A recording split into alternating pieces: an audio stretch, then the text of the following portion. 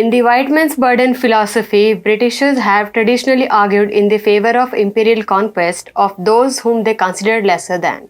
During the colonial period, it was argued that white people carry a selfless moral duty to conquer non-whites and civilize them. They propounded the belief that non-whites lack modern social and political acumen. They are barbarian and their peaceful coexistence as a society is not possible. Consequently, colonial rule is imperative to bring them at par with the white skins in overall developmental parameters. But, busting the very false narrative of British colonial powers, India has now set its own criterion of development. And the country's social, economic, political, and international rise has reconstructed every narrative of imperial rule. Hi and welcome to TFI English, the national socio-political analysis arm of the TFI Media Group. I'm your host Sabita Mishra. If you are watching us on Facebook, give our page a like, and if you are watching us on YouTube, like the video and subscribe to the channel. Coming back to the story, in this video I will tell you how a rising India has left its erstwhile colonizer behind in the economic game. Britishers and their foot soldiers in India have always doubted the potential of Indians. They believed that India's cultural heterogeneity will not let the country grow as a modern state.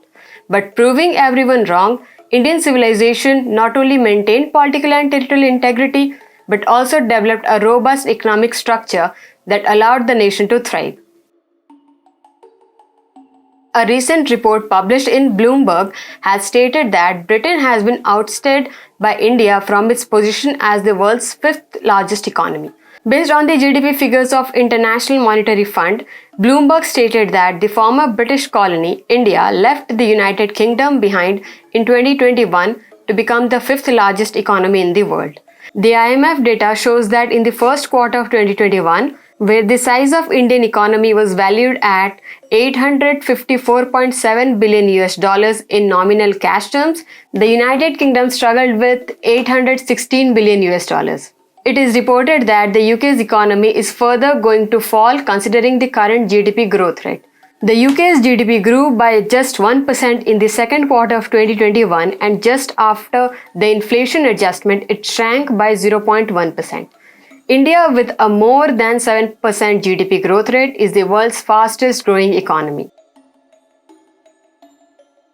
The data is significant from the fact that a decade ago, India ranked 11th among the world's largest economies, and the United Kingdom was leading at the 5th position.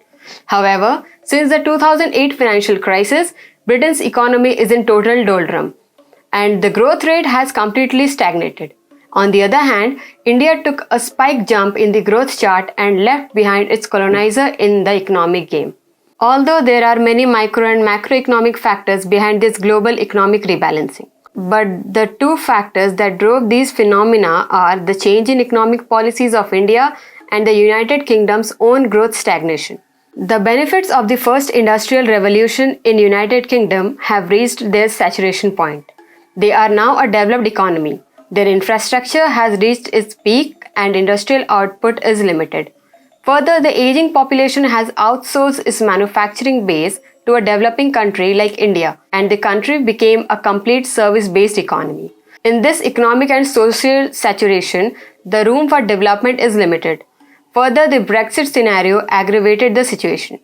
The privilege of the common European economic market has been snatched, and Britain has suffered a huge loss due to the negative impact of Brexit. Consequently, the British economy is creeping on a GDP growth trajectory. On the other hand, taking a great leap forward in industrial and service development, India has constantly maintained a growth rate of 7%. Strong domestic demand and a young population are the driving force behind India's growth. Inflation is in control and foreign investment is skyrocketing. The manufacturing output of industries is at a peak, and the exports are at an all-time high with $669 billion.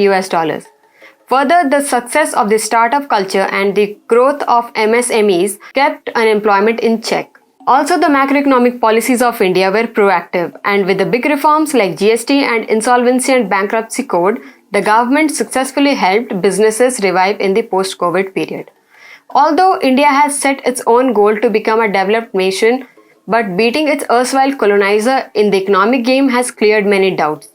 An imperial racist power that ruled us for 200 years has now been left behind.